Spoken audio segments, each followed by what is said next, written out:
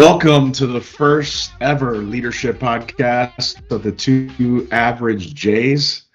I am Javier. This is Justin. Today we're going to discuss and navigate how we navigate through the corporate world. And this is our first podcast, so we're going to start out by just kind of introducing ourselves and tell us a little bit about how us two average guys became corporate directors in a corporation that was a great corporation for us, and how we navigated through it and made it through that time in our lives. And hopefully our insights can help a lot of people out there that are either just starting in the corporate world or that are looking to navigate through it and are having difficulty moving up within the corporate ladder and trying to figure out the best way to do that the right way without the politics and all that. And so, Justin, I don't know if you want to start with yourself and just kind of introduce yourself and talk a little bit about your journey and from where you started and up until now. Yeah, awesome. I'm super excited about this and to share our journeys because when you look at it on paper, it looks like we have this complete parallel journey. And yeah, there are a lot of similarities, but we approached it coming from different angles, like the way that you thought your education, your upbringing, my education, my upbringing was totally different. And so, obviously our paths intersected at a point and, we were able to kind of feed off of each other. But, having been in leadership for 23 years and then making the transition that you and I both had to do over the course of the last couple of years, it's really awesome because, it's given you perspective. And, just, a little bit about my background for those that don't know, like I started, as a frontline sales associate back in 2000 in wireless.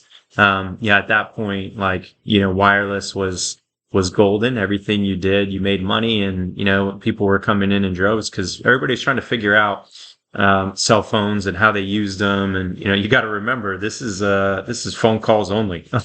There's no data. There's no text messaging. Like this was your departure from that cord attached to the wall that you walked around with. And, for some, the beeper that you hung on your hip.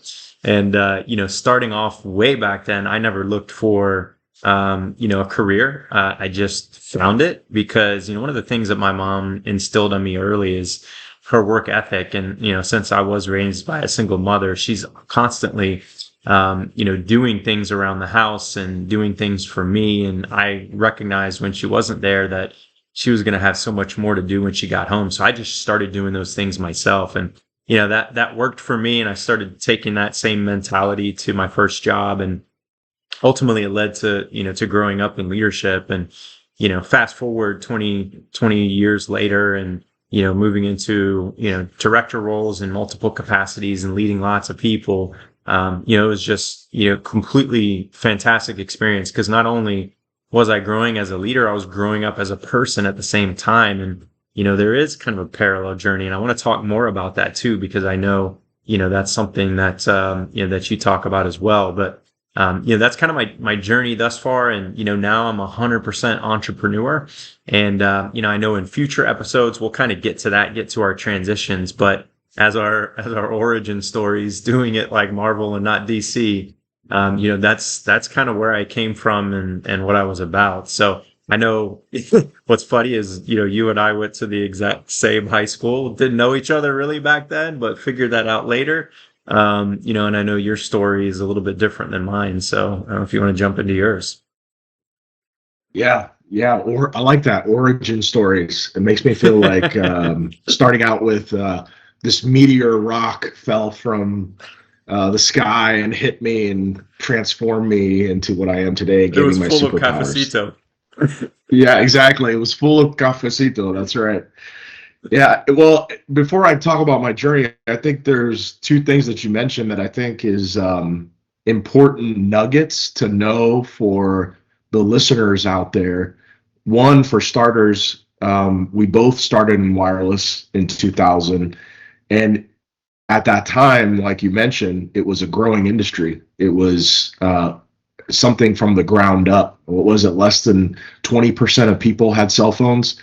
And so it was a growing industry. And so one of the big opportunities, or rules you should say, within the corporate world is um, you increase your opportunities and your um, ability to move up the ladder faster in places where the industry is growing, and the companies are growing. As that changes and shifts and the industry gets very saturated, your opportunities become a lot less.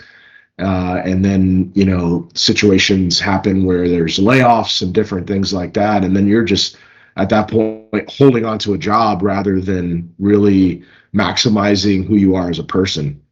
And so I think, that was one. And then the other thing you said was, the hard work and the background you came from a single mother, working multiple jobs and things like that. And the truth is, there's no substitute for hard work. There's no shortcuts in life. You know, Getting up the corporate ladder, yes, do some people get up the corporate ladder through politics? Absolutely. We've seen it ourselves, right? Knowing it's not always what you know, it's who you know, right? You know, the right person can get you up the ladder faster. But there is no substitute for hard work. There is ways to move up the corporate ladder the right way, and ways that do not compromise your integrity and who you are as a person. And I hope that rings clear through us. I think that, looking at my career journey, I started in 2000, like Justin. It was a part-time job for me. It wasn't something that I was looking to make a career. It was a great paying job. The money that wireless was throwing at you was insane. They were giving away Nintendos and Xboxes and all kinds of stuff, and money and vacations. Also, when you're starting with a company that's growing as rapidly as wireless was in 2000, the leadership back then wasn't so good. There was a lot of gaps from a leadership perspective. I mean, I remember there were leaders back then that took all their managers to a nudie club. Like, I mean, just crazy stuff that went on back then that today you would be like, there's no way. Like, that would never It'd happen. be But it canceled did. immediately. It'd be canceled. Exactly. It would be totally canceled. Yeah. We're not going to go there yet. Maybe on a different episode. The good But thing I was is started they were part-time. actually canceled, so that Yes. helps. Yeah, they were actually. You're right. So I started in 2000, part-time, going through school.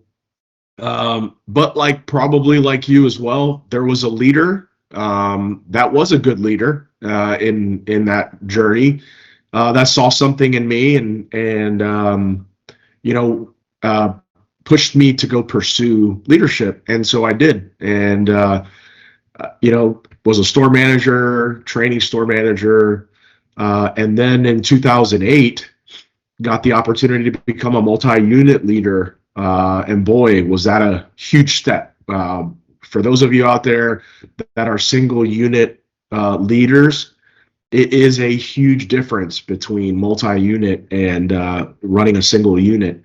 And we'll talk about that at a different time. But I did that for 8 years. It took me about 3 to 4 years to really understand it and figure that out, because there was definitely a lot of growing pains. And again, when you're with a company that is growing so rapidly, and you don't have that many great leaders to go to, there always will be some. You kind of try to figure things out on your own. You use different tools and books and little nuggets of podcasts and things like that. But there is some of it that you kind of have to figure out on your own. And I think one of the things that both you and I did well and got us moving up that ladder was our ability to self-reflect and learn from our mistakes and grow as leaders. And then once we kind of connected, which was probably around like 2012 or something like that.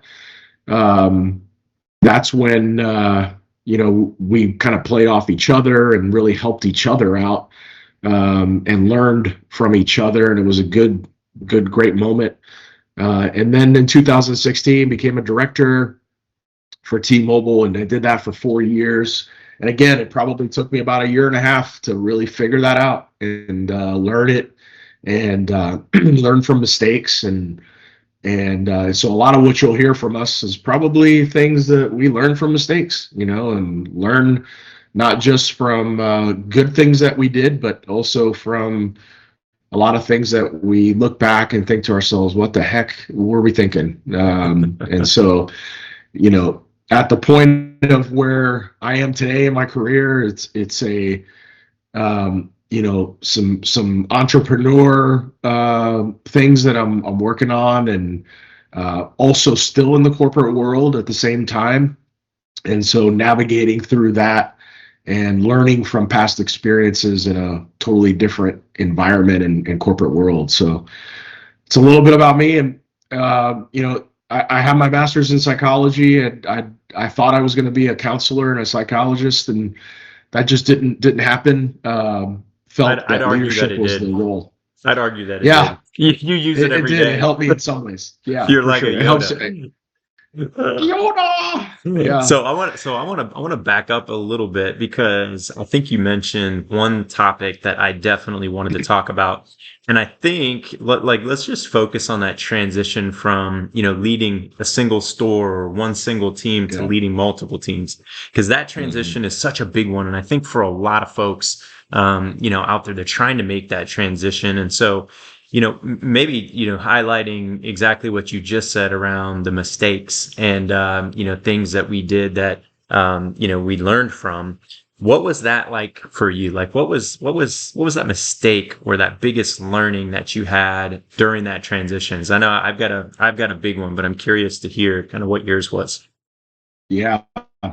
So in 2008, when I got promoted, at, at that time, I think where we're both very similar too is that we both had that entrepreneur mindset, and sometimes that entrepreneur mindset doesn't do us well from a leadership perspective, because a lot of the ideas come from our own heads, and we want to run with those ideas.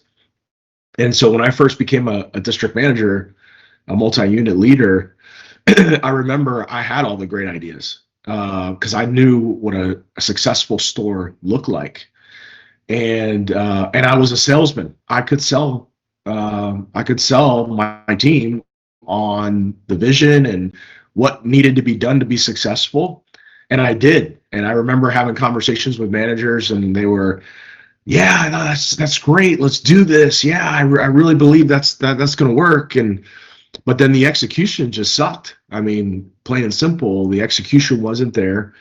There wasn't follow up from my perspective in that either. And so the two biggest lessons that I learned through that is one, there's a quote that I live by, and it's from Coach K. He was one of the probably greatest college coach of all time, coached Duke basketball. In one of his books, he said, in an environment of collective responsibility, the individual cannot fail.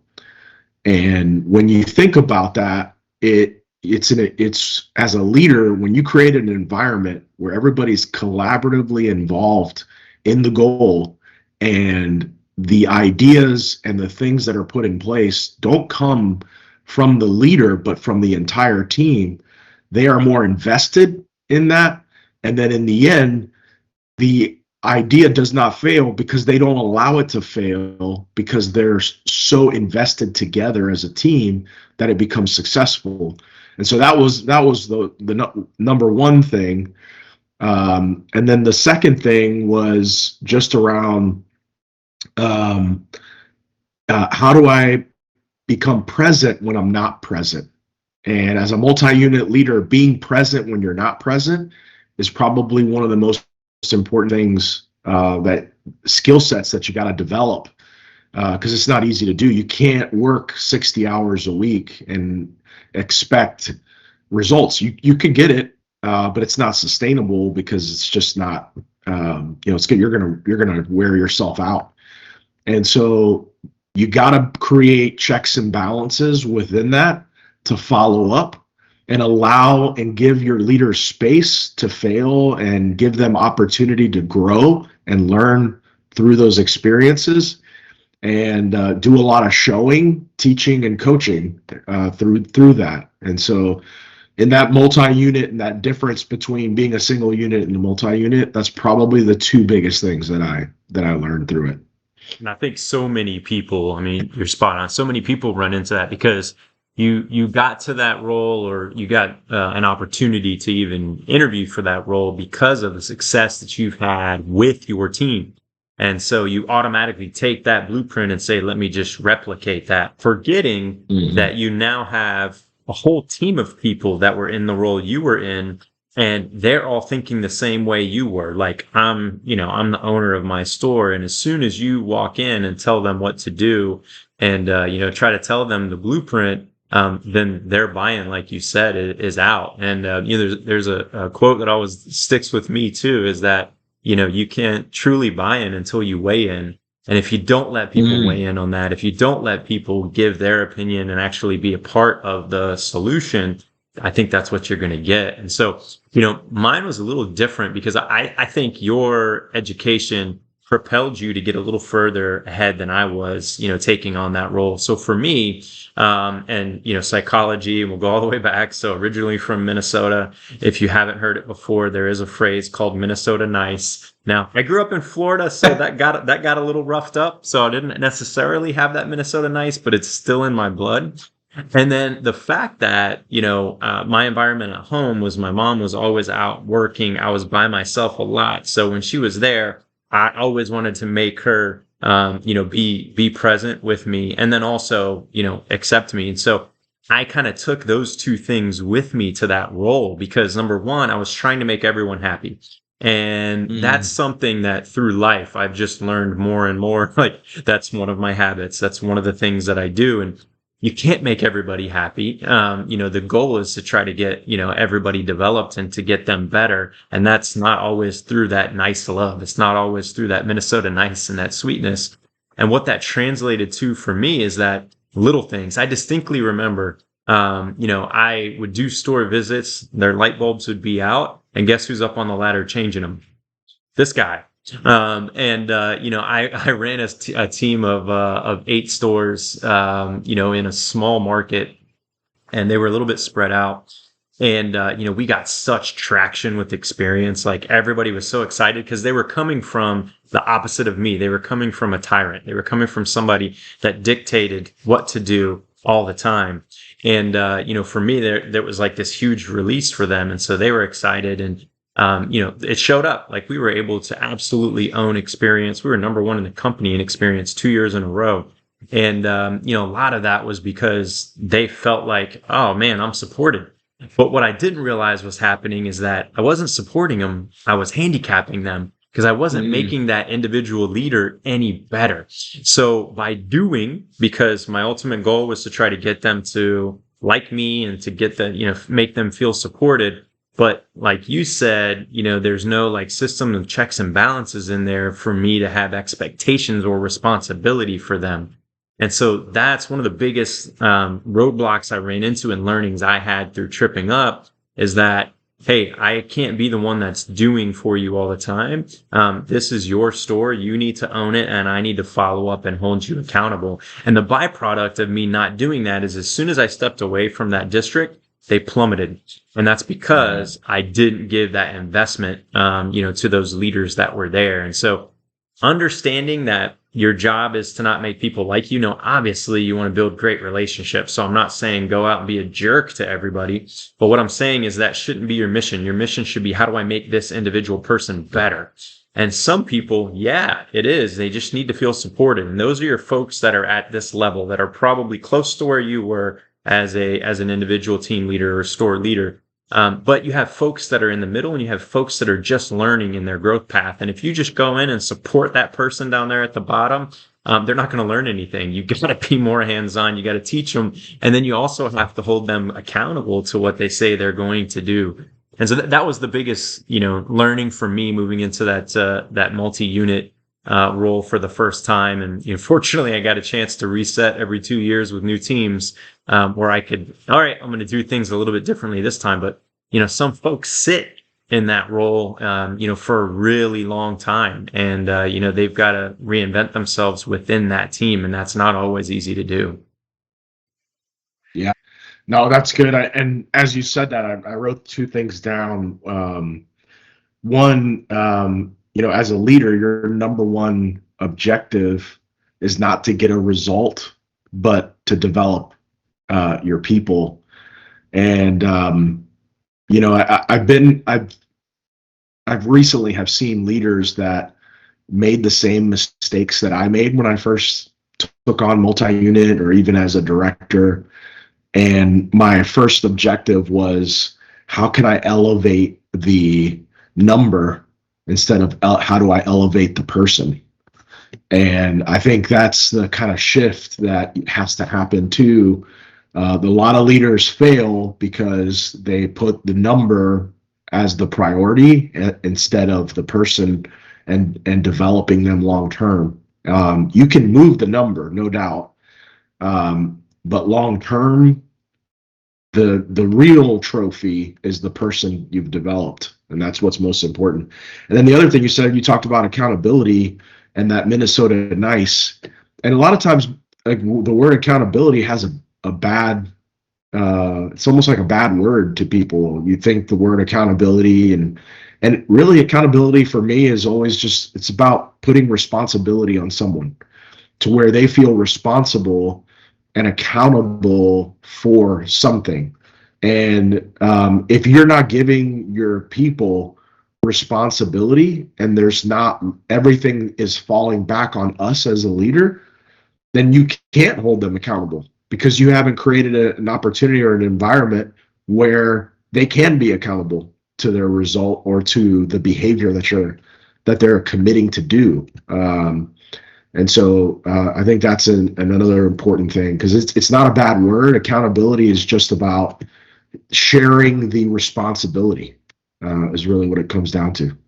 I love that because, and I know we'll get to it a little bit further, but in my business today, that one rings true. So, as you think about these things, yes, we're trying to help people get prepared to elevate their career, work up the corporate ladder, hopefully reach all of your aspirations. But just know that a lot of these leadership lessons transition and translate to wherever you go.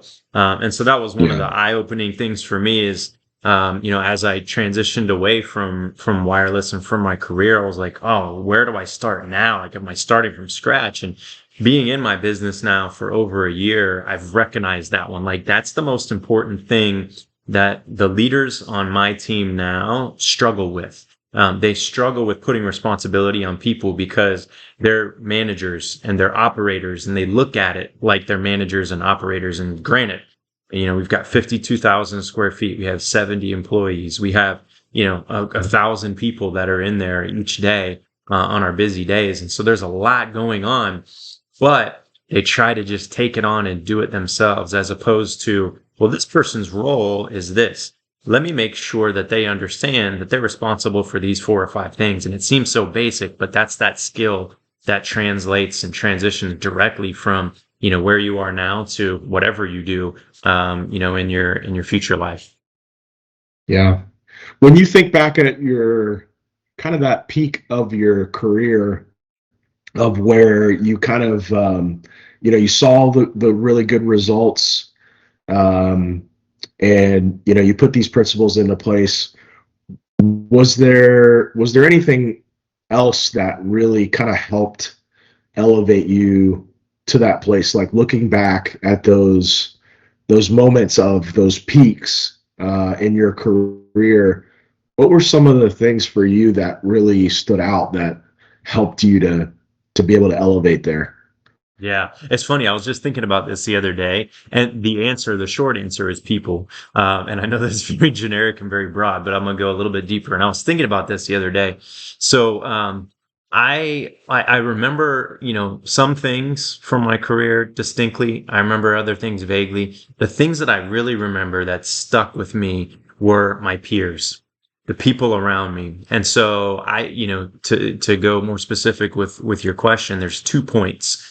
One was when, we were working together in Orlando, and what I really had to make sure that I did is I had to be okay with having somebody there that was able to see me for exactly who I was, and not trying to put up any false image of who I was or let my ego get in the way.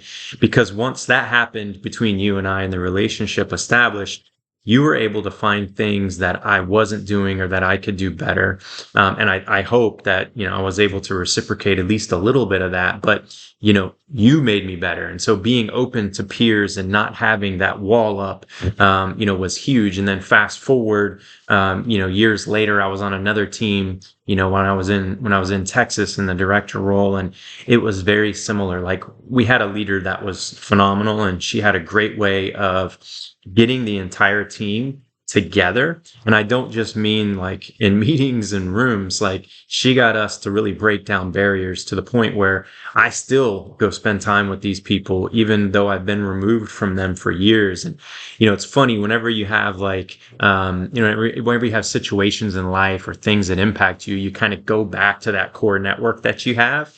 And I got my core network from those places, from my time with you, from my time, in Texas. And, that team, we were so vulnerable with each other that, we were able to point out things, and I got so much feedback. And I'll tell you that feedback is always more impactful for me when it comes from a peer, because I look at it as my leader's responsibility to give it to me. So yes, I understand why you're doing it, but my peers, it's unsolicited. Like, they don't have to give it to me. They don't have to be honest. So when you get that honest feedback from your peers, it truly makes you better. And some of it is not even feedback related. Some of it is just osmosis. Like, you see somebody next to you and you're like, wow, like, I got to step up my game. I was thinking about that this morning. Like, there was somebody I worked with that, like, on my first, when I was in the operations director role, like my first day, I think there, like, everybody warned me, oh, you watch out. He's going to come at you and he's going to try to get you to change this and change that. And so I was like, oh, wall is up. Like, let me prepare. I'm going to put my gloves on and be ready to go. And 100%, he came at me. But the intensity and the passion and the level of detail, that he had, I said, game on. Like, I've got to do better. And so that pushed me, to go be a better version of myself. And they probably don't even know it, but that's what happened, and what helped me make me better in those situations. Yeah, that's so good, because you said it. You said the word too that I actually wrote down, and that was vulnerability. I think as leaders, uh, being vulnerable, not just with your peers, but even with your own people, to a certain degree, is really important. I remember when you first moved down from, I think it was Savannah, to be a DM down here, and we did some ride-alongs together. I don't even know if you remember this, but I was struggling at that time. Like, I was not having a lot of results and success, and I didn't have faith in myself that the things that I was doing was the right work. And I remember sending text messages to managers or having communication with managers. And I remember you saying to me, like, hey, like, that's good work. Like, that is, you are doing the work to help get to where you want to be. And I think it was times like that where I realized, like, because in the corporate world, a majority of people have walls up, and they, especially peers, they want to feel like, they're taller than you and they're bigger than you, and so there's not a lot of vulnerability, especially within peers. But I think that's what made us a powerhouse in Orlando was that vulnerability. I was vulnerable about my deficiencies and was openly talked to you about it, and you talked to me about yours. And I think the combination of the two we made each other better, and we grew from it. And we not only that, we aligned better on a city strategy, not just our own team strategy. And so I honestly think a lot of that is what got us to probably one of the greatest awards that we could ever receive, which was at the time T-Mobile had that peak nomination where you get voted by peers and by your boss and by your team as the top 3% of the company. It's 3% or 1%, I can't remember, but either way, that was incredible. But I don't think we would have gotten that or gotten there without the vulnerability. And so I think that transparency and that vulnerability will help you to grow as a leader. But you got to find that one or two people that you can go to be that. I wouldn't recommend just to be vulnerable to anybody. And that's the dangers of the corporate world. Is like it is a jungle. The corporate world is a jungle, and so you have to find the right animals to be able to commune with, because some will just eat you up and use your deficiencies against you to further themselves. And so you have to be real careful of who you select. And part of that is discerning who those people are and being able to discern what right looks like, and that you can see through their actions. I think one of the reasons why I was vulnerable with you is because you were first vulnerable with me, which then I could see that it was a genuine thing that you wanted to learn and grow, and I did too. And we gave ourselves an opportunity to grow. Yeah, yeah, it's so true. And I love how you turned Chimp Empire into an analogy for corporate America. Because I can see it. Yeah, I can see it. You have people running through the jungle, like beating on trees to show them who's alpha. You could Yeah. always see it. But and I know we're already at 30 minutes, if you can believe it. But I know there's several more topics that we'll go into in the next one. But what I'll say to that is the reason why I came with that approach of vulnerability was leadership. Like, I was a part of a team that a leader encouraged that, and to the point where I was in a room with a group of peers of mine, and there was so much conflict and just so much cattiness. It was like Real Housewives of I won't name the state, but anyway, like we were everybody was talking about everybody behind their back, and we got to the point individually where we said, "Hey, look, like." I was in the middle of all this, so I was trying to like mediate, and I was like, "Hey, look, like we got to air all this out. We got to talk through this." And we sat in a room for probably like an hour, supposed to be doing something else. We didn't do that. We just talked through and were open and honest and transparent to the point where we left. Everybody was crying, and we all hugged it out. And at that moment, the feeling that I had was, wow, like that was powerful. And now I have this foundation built with this team to where I trust them. And that's one of the topics I would love to go into, for on our future episode.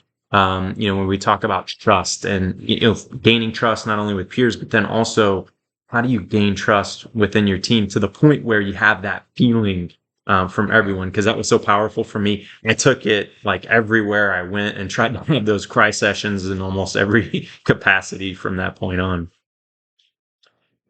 Yeah. Yeah, you're kind of soft. I don't really cry, so just kidding. No, just I kidding. cry at movies all the Yeah, time. absolutely. Well, I think that wraps up our first episode of Two Average Jays. And by the way, we named this Two Average Jays because, honestly, we don't see ourselves as anything special. We do have life experiences that, 22 years, 23 years really in the corporate world. We've seen a lot, we've been through a lot, and we've navigated through that. And, I would like to say that we did good for ourselves within that time. And so we hope really our goal is not to brag on ourselves by any means. It's more so to help others that are either new to the corporate world or that are trying to navigate through it and trying to navigate through the politics and grow and learn and develop and move forward within the business. And there's ways to do it the right way, and we hope that our insights will help those out there that are in middle management or just starting out in management in a great way. So that wraps it up. I am Javier, and this is Justin Burnett. Yes, I am JB1. He is JB2. That's an inside joke, but I was here first. we'll see you soon on a future podcast of Two Average Jays. Take care, Yeah. everybody. Yeah, awesome. Yeah, make sure that you subscribe. We'll send out the link and be on the lookout for episode number 2. Yes, subscribe, like, do all those things. Thank you.